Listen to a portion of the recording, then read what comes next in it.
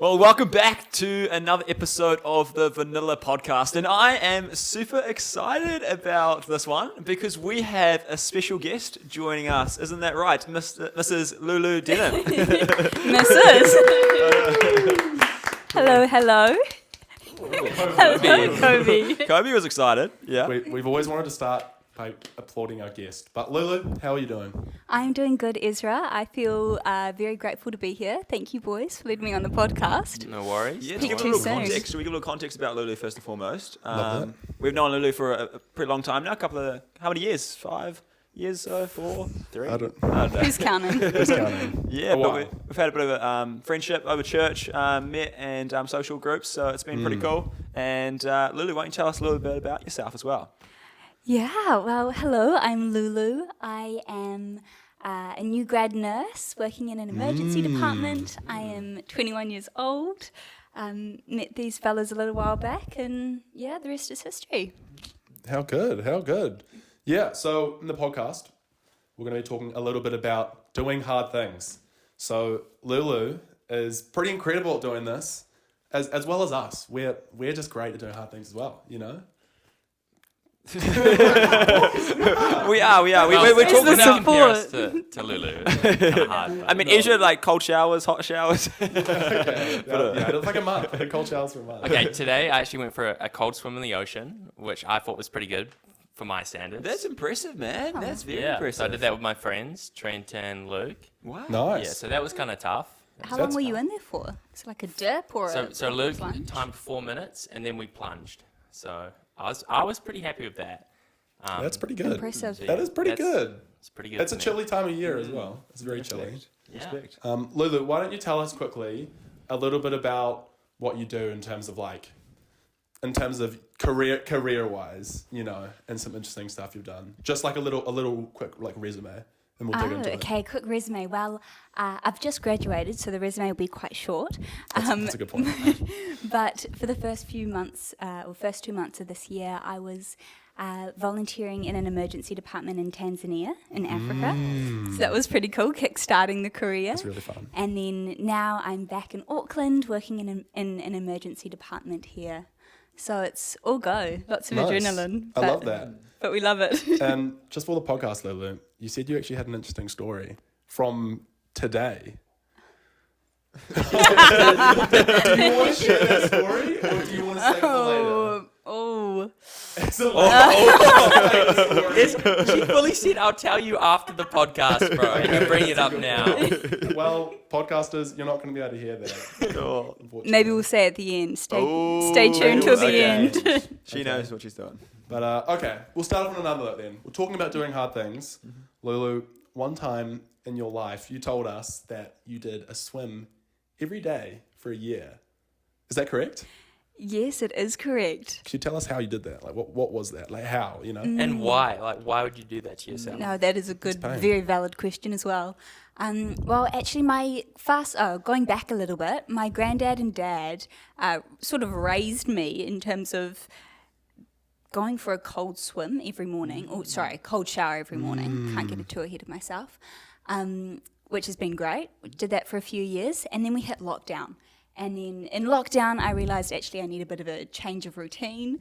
Got to have something to get me out of bed in the morning. Yeah. So decided to do a cold plunge just in the pool in winter for the time of lockdown. Then we got out of lockdown, and I thought, well, may as well take this to the ocean, and just kept it going. Yeah. Wow. Shoot. That is incredible. I mean, I think I tried, like, me and Train tried a month or something, I think we Yeah. did. I don't know if I didn't even do every day as well. So I was just going when I felt like it, to be honest. But that's awesome. How did you get the motivation to wake up every morning and do that? First, it just became a bit of a challenge with myself. But I'm not going to lie, there definitely were the mornings that I'm like, what on earth am I doing to myself? This is horrendous. But actually, I noticed that the health benefits were crazy. I didn't get sick that Really? whole year. Oh, yeah. True. You told me that. And the adrenaline, just the everything, it was like 10 coffees in the morning. It did the trick. Shoot. Yeah, I've heard that. I've heard like it's a natural dopamine release, like better than cocaine. That's what I've heard. Shoot. Not like I've done cocaine before, Speak but from experience. yeah, it's pretty strong. Yeah, well, my dad loved it, right? He, you know, for a few months he had an ice bath and he was all about it. So he told us all about the benefits of it. And I trained up for a while to do like 3 minutes at 3 degrees or something. And then Lulu came for Connect Group and she did like 8 minutes. It's like, what the heck? I've been training for this. Well, I remember that. Just paint the scene, Lulu. What happened? Or Ezra, paint the scene. What happened? Oh, so it was Connect Group. Yeah, Connect Group. I think there was quite a crowd. It was Yeah. quite a crowd. Okay, other was than the half the water, challenge. how was it? All those people looking at you just jumping in the water slowly. Was that worse than the coldness? Definitely put my ego right back down to earth. I was like, I've been training my whole life for this. I'm not letting this get in the way. Yeah, but it was impressive. There was a lot of people watching, and did that make you stand longer, if you're being Oh, honest? absolutely. Yeah, Absolutely. okay. Do you reckon, Lulu, because we're talking about doing hard things, do you reckon you have a natural like grip on yourself, you know? Like you've just, from a young age, like you just got like your personality is just like, I want to do hard things. You're like, you know, you've got that like tightness about you, you know? You're stronger. Or is you it know? taught? Is it Yeah, it was learned? taught. Oh yeah. Oh, wow. That's a great very great question. Honestly, I don't think I'm naturally born a different way at all because I can confirm I've had many of those mornings where I do not want to get out of bed or do not want to do these things. But I just love the reward, and it's that reward that I'm like that gets me out of bed. It's that feeling of getting out of the ice bath, knowing that I bet Ezra in there. Oh, for goodness sake. Lily, No, for just goodness kidding. sake. No, fair enough. Love that. So you would say that you kind of want to be stronger than everyone else? Is that it? Yeah. Competition? Look, I Like, mean, I've got, like, I know a lot of my mates are like, yeah, they just want to be harder than other people. Is that a bad thing? Like, just wanting to be like better than Like a someone else. competitive- Like, just competitive part of it. knowing that everyone else is in bed, but you're like in the cold water right now. You know? to Bit be of that? honest, it doesn't really enter my mind. But I'm Interesting, probably okay. I'm really not a competitive person, so it doesn't really that wouldn't really drive me out of bed. I'd be like, oh, just let someone else do it. Great, good for them. But for me, I just know that if I get out of bed and have, or for that year at least, if I had that cold swim, I would feel good. So it was that Yeah. more that would drive me rather Yeah. than trying to beat my sister in the room next door. Yeah. I feel like it's that goal you have, you know what I mean? And you have a goal, you want to achieve it. And then also if you know it's beneficial to yourself as well, you know, like even, you know, as you get older, I know your dad, Ezra, you know, as he gets older as well, wants to do stuff that keeps him fit and healthy as well. Yeah. And helps him with his health and knows that as he gets older, he'll still be able to do things as well. So I think that's awesome, you know, even in those disciplines we're younger, encourages me to be like, how can I keep fit, go to the gym, keep in good shape, you know, 'cause Yeah. as you get older as well. I heard something, can't remember who it was, maybe it was Andrew Huberman, but they say, it was. He said do one hard thing every day, whether it's an ice bath or something like that, just because it's good for you mentally to be doing these tough things to kind of just build your brain. Yeah, I remember you saying once, Ezra, that like our bodies, or maybe your dad, sorry, said that our bodies were made to do hard things. Like we shouldn't just live completely like in super ease. Yeah. Yeah, and sometimes we do, right? Sometimes I do, to be honest. So Lulu, you went to Tanzania, as you said. So tell us a little bit about that. Just like paint the picture for us. What was that like? Yeah, well, anyone that knows me knows that this has sort of been a dream since I was about 5 years old. And then it got to the point where I thought, okay, I've actually got to stop talking the talk. I've got to put my money where my mouth is and just do it. Yeah. So I did a bunch of research online and just found this place that took medical volunteers and especially emergency volunteers into hospitals around the world, really. And I found one that signed me up to a hospital in Tanzania and, headed over. I was very grateful when I arrived and realised it wasn't a scam. That was definitely a good feeling. I remember we were at your house and you told us that you were doing it and we were like shocked. And then you said that you didn't even know the people you were going with or you just signed up on this Yeah, website. We were like, yeah. Lulu, It sounded dodgy, yeah. I remember like, are that. you sure? Like, you know? Did my research, but yeah, absolutely a bit of a leap. Shoot. I remember, like, it's funny how I'm used to it now, like, oh, Lily went to Tanzania. But when you think back, I remember at the time, I was like, oh my goodness. Like, I could never imagine myself, like, doing it, you know? Seems like a crazy thing. Yeah, no, it was definitely a lot of fun. But full on as well. So I spent 2 months working in the Tanzania's sort of main emergency department and working in the resus rooms in there. So it was, full on 2 months, saw a lot, met some really cool people, Nice. learned a bit of Swahili. Shoot. But, Love that. Can you hit us like a little sentence of Swahili? oh, okay. Ooh, here we go. Habari za asubuhi, jina langu ni Lulu, mimi ni nurse. Oh, That was a whole lot wow. better. I was to be like one word or like one thing, What but does it was that just mean? I said good morning, my name is Lulu and I'll be your nurse today. wow. I hope that's what Yeah. it said. Yeah. We can't check, so I mean, Yeah. Someone's out there Google searching it now. I But you, trust you. Tanzania, what do you do? Like, what do you do during your time there? You know, what were some specifics about you going over there? So like what would I do in the day to day? Yeah. So Monday to Friday worked 10-hour shifts in the resus room, and then weekends I had to travel. So got to explore a bit more of Tanzania, That's which was sick. cool. Yeah, flip. It's so 10-hour shifts are pretty long things. I would assume, and obviously working in an emergency place is pretty full on. So you said you wanted to do it since you were a kid. Why? It's not like a normal Yeah. thing to want to go to Yeah. Africa, to want to work in an emergency department. Like, why would you want to go over there? What's behind it? Well, I grew up actually with a mum who was very into all of that, and was actually quite lucky to be able to join her on a bunch of her different trips. So grew up with a slightly different childhood, probably learning more about HIV than I did about Winnie the Pooh. Yeah. So I got to do a bunch of different trips with her around Southeast Asia, and she was a nurse as well, nurse and a photographer and midwife, a bunch of things. Anyway, she actually just exposed me to the world outside of Auckland and New Zealand, and just saw the immense need for nurses, I think, Yeah. and just how epic it is to be able to connect with someone during a time of what can sometimes be crisis or emergency or out of the normal situation, and be there with them in that time. Wow. I love that. I love that a lot. Flip.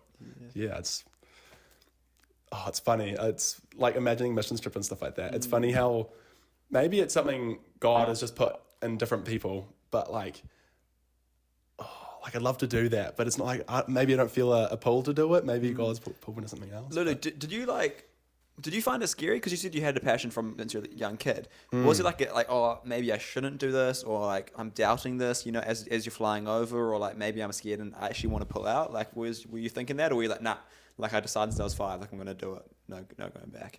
Oh, that's a good question. Definitely felt conflicted. You know, I think whenever you push yourself, there is that backlash of all the self-doubt, the imposter syndrome, that am I even, like, I don't have the skills to go over all of these thoughts come in your mind. But when you commit, and I knew that this is the area that I wanted to head in, so you sort of just got to buckle down and get the job done. So no, there were definitely those moments, but I found actually just like leaning into those moments and thinking, okay, what does this teach me even in this moment? So definitely felt a bit of that. And then what do you do once you experience a moment like that? I think firstly asking, what is this teaching me? What is this feeling, or what is this, whatever it is? And then acknowledging it and then letting it go. Like, makes sense why I feel this way because of X, Y, Z. This is full on. Yeah. But You I pray can do it. about it as well? yeah, absolutely. And getting the peace that comes from that when you do pray and it is the right decision. Yeah. Love that. Lulu, you've also told us heaps of stories from Tanzania. Would you mind sharing, like, maybe just an interesting story you have from the trip? Oh, which one to tell? Goodness me. You have a lot. You have a lot that you've told us. So Yeah. I would say my first day. There was a lot that went on, but on my first day, I did not know what I was getting myself into. So anyway, walked in the hospital doors, and I got sent instantly to the resus room. And there was actually a man there who had a pretty bad accident and was having a cardiac arrest, so needed CPR. So the doctor said, right, go, and did my first CPR, and then from that moment on, spent the next 2 months in the resus room. So it was, saw a lot of death as well, actually, which was pretty horrific. Had to come back and process all of that, but just being with people in a time of crisis is one of the most incredible feelings, I think. And greatest privileges. Yeah, totally. I love that. Lulu, we also know, we didn't mention this at the start, and I assume you're good if we ask you about this, but you interned at a prison. Yes. Wow. You kind of skipped it because we're going to talk about that first, but it's all good because you went to the prison before you went to Tanzania. I did my sentence. Wow. You went to prison? Yeah. It's big turnaround in life. You wouldn't think she's a criminal. We came out, girl, did my but- time, it was good. Yeah. No, and we hear it was a somewhat of a dangerous prison. I feel like we need to clarify the context behind it. Lulu did not go to prison. We were worried for a little bit, but Yeah, you nursed in a prison, eh? Yeah, so I did one of my nursing placements in one of the top security prison here in New Zealand, and just worked alongside some pretty incredibly talented social workers and psychologists and mental health nurses, just sitting down with the guys and chatting about their mental health. Dang, okay. and that's pretty hard. That's scary. I mean, going to a prison, you know what I mean? Why did you choose to go into a prison and do that? Well, the opportunity came up, and so I was able to take that and just sent it really. Yeah. So did you seek it out, or was it they came to you? I did seek it out. you- I did Okay. send You looked for it. I was that Dang. annoying student that sent the email saying, "Hey, look, if there is an opportunity, To please." do it. Okay. Again, it's not normal to seek out these kind of hard circumstances. And it's, again, because that's a bit different to what you did with your mum when you were a kid. Why the prison? Why such a hard circumstance where, you're obviously in a really, dangerous environment? Well, I knew that this prison placement would be my mental health placement, so it would be sitting down and having the tough conversations. Yeah. And honestly, I think it's the greatest privilege to hear someone's story, and to do that in a tough scenario, tough situation or circumstances. One of the coolest opportunities for growth. So Yeah. I can't say I did that in uni, or I'm doing that. I typically look for the easier route. But no, I do hard things in other aspects of life. But can you tell us a little bit about, you don't have to give specifics, but maybe it's just some interesting stuff you saw in the prison, some cool things you might have seen or heard about, or Cool things. Oh, they have KFC down there. you wouldn't believe it. because we've never been to prison, what is it actually? Is it cells like we see in the movies, just bars and just lined up, or what's it like? well, there is the saying, what happens in prison stays in prison. But similar-ish to some of the movies. Yeah. Yeah. So cells, cafeteria, kind of like an outdoor area. Cafeteria? Oh. No. There's a lot to it. But it's different from what some people may think. I think. Yeah. What about when you went home for a night and you've just been in a whole, prison, kind of routine? What do you kind of do after to kind of clear your mind, or kind of not overthink those situations when you have been in a hard conversation with someone? Yeah, that's a good question. That is a really good question, because I think when you challenge yourself, people only often see the result of that. Yes. And I remember being in prison, or even being in Tanzania, and it's sort of this rock and roll adventure. Yeah. And that's all that people see, but what people don't see is actually the reality of pushing yourself or doing hard things. And the reality is that actually it's hard work. And it can be really lonely, and it can be really tricky coming home and processing things, or being stretched in a way that you usually wouldn't. But I think what I learned through that is actually just leaning into those moments, asking the questions, what is this teaching me? And actually just being real with the people around me and realizing that actually it's okay to ask for help. Yes. It's okay to ask for help in these times. Yeah. And to be supported by your friends and family and all of that. Because I remember we used to like hang out as a friend group, and Lulu would always still be positive, like chatty, like so Yeah. cheerful. So like all ups to you, Lulu. That was like I'm sure not easy, and so Yeah. still your cheerful self. So Yeah. I'm sure you had some good people around you, or you're putting a bit of a brave face on. So Yeah. I think that's the thing though. It's the people that you're around. You know, if you've got a good crew supporting you, whatever you're doing, it's pretty good. Yeah. Yeah. And when you're in Africa, obviously you don't have that crew every night you go back to.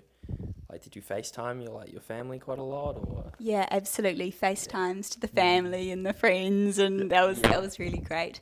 But actually, my faith was a big thing as well, which was the rock that sort of got me through. Yeah. Having those chats to God, and having that rock was really, really good. Yeah, yeah, totally. I'm not comparing this, but this is not the Do same. it. This is not Do the it. same thing. But I loved my job at this cafe, this restaurant that I worked at. But it was also pretty tough. A few months into it, I just realized hospitality, I think in general, it's a rough thing. It's probably not as rough as like Tanzania would have been. But I was using it as an example. I remember being there and I'm just thinking like, why am I doing this? This is just the hardest thing. And I'm not getting enjoyment out of it. And, there's always good parts. I had good people I worked with as well. But I remember thinking, this is so hard. And I thought, I'm not going to do this for the rest of my life, but I want to just kind of stick at it for 6 months. I don't know why, but it was like, I think this is just going to build me and I'm just going to learn heaps off of this. Is that a mindset for you? Because you undoubtedly would have like grown so much from like your trips and stuff that you've done. Is that a mindset of like, this is growing me? Yeah, no, absolutely. I think it's pretty tricky to grow if you don't challenge yourself. Yeah. I think actually challenges and difficulties are the propelling force towards your growth. I think about it, when we go surfing, Tremaine, I think of like challenges almost like when we're going out Māori Bay, like through the impact zone. And in order to get out to the waves out the back, you've got to go through that really rough patch where you just get hammered and like annihilated by these waves. Yeah. That keeping on paddling through those, you'll eventually get out the back and you're stronger for it. But man, definitely you've got that impact zone for a while. And especially like me, like a bit of a rookie, like when you can't duck dive, you're just like. You're just getting I smashed. think one time I hit Lulu in the hand. I nearly ended her whole nursing career. I remember. Oh, really? Yeah, this was only like probably a year, probably even less than a year, like knowing Lulu. We'd go out surfing, and I think this was like the first time I went out surfing with her, because I was so bad getting through the impact zone. I legit, like the board I just didn't even think about Lulu behind me. The board just went flying. Just wow. Absolutely demolished. Your hand was like shaking for like a year. Wait, what? I know, I felt so bad. She's in Wait. prison, and it's like she would come back after prison in her uniform, and just like I would see like this shaky hand. I'm like, yikes, It's that fine. was- It's that fine. was that was me. I think I still see it. No?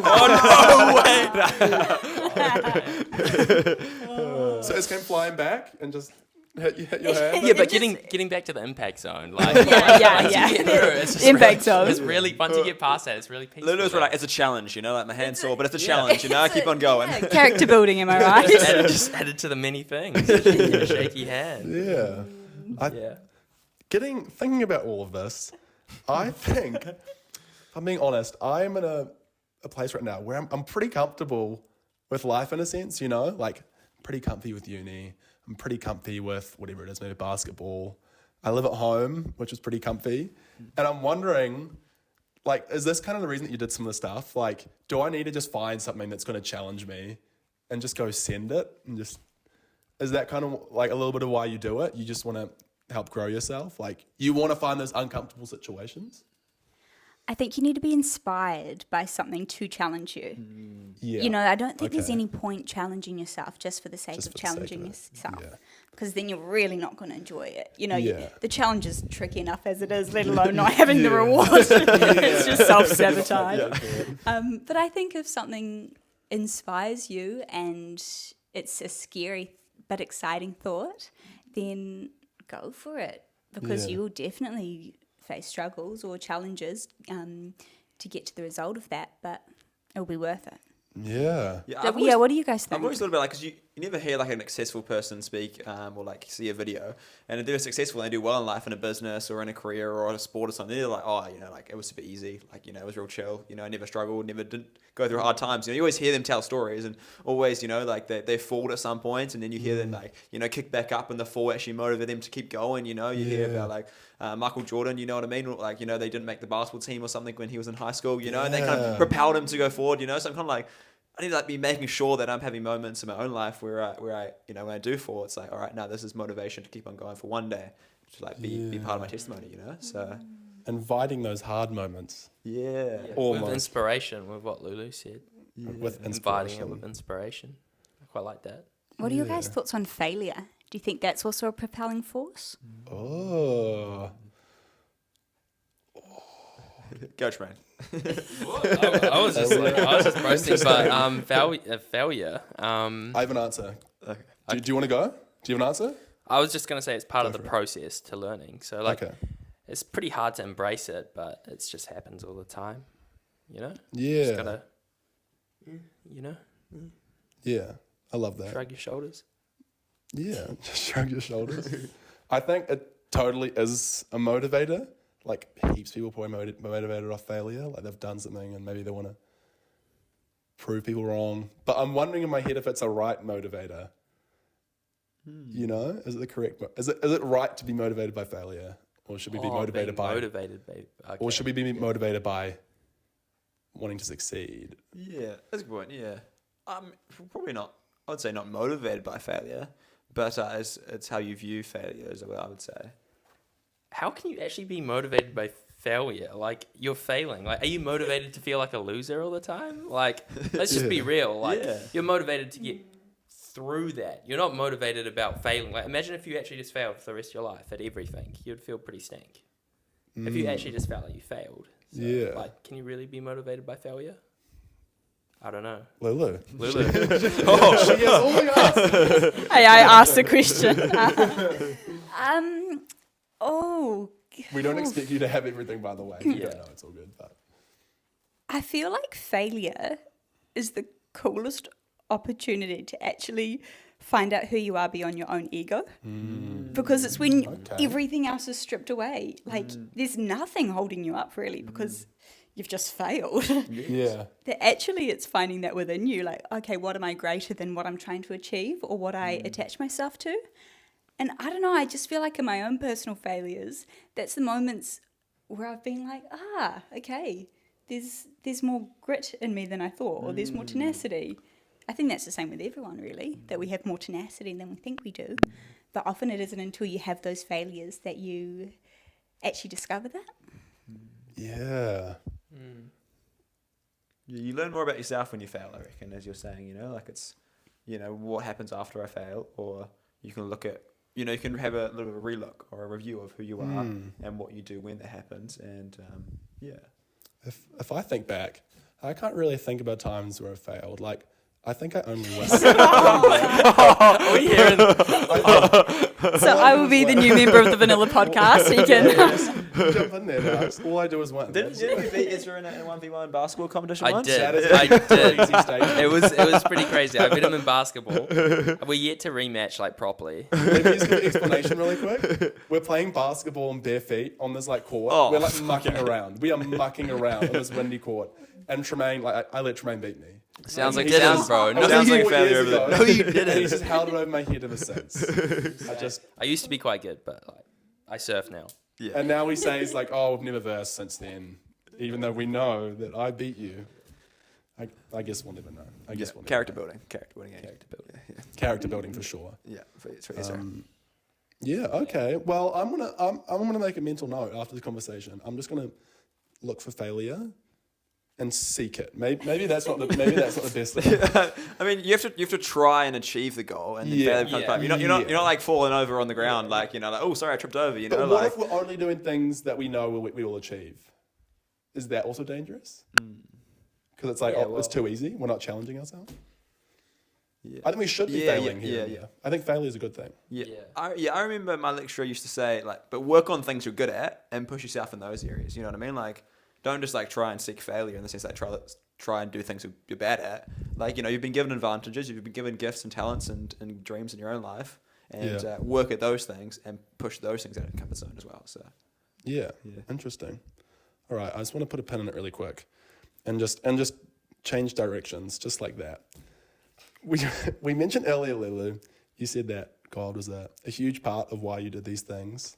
I was wondering if you could expound on it a little bit, like how, I don't even know if we said it, but as people would assume, you are a Christian. Like, what does God kind of mean in your life? And then is he a big reason that you do this stuff? Yeah, good question. Yeah, definitely God's a big reason why I do this stuff. And for me, going to Tanzania, I just wanted to see God's heart for his people. And it's sort of in all the work I do, really. It's just being exposed to God's heart for his people. And then hopefully they'll shape my heart, in the way that I nurse and the way that I engage with people.